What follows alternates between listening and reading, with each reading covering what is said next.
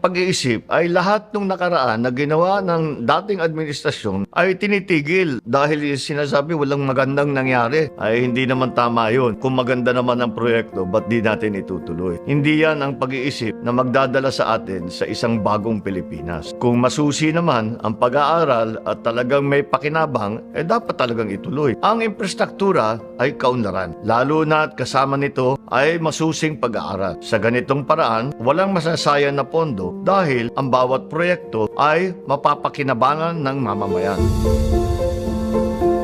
Bukod sa mga tren, highway at tulay, ito ay mga infrastructure project na may kinalaman sa digital connectivity, sa flood control, sa irrigation, water supply, health, power, at saka energy. Isa-isahin natin ang mga benepisyo ng mga infrastructure projects na ito.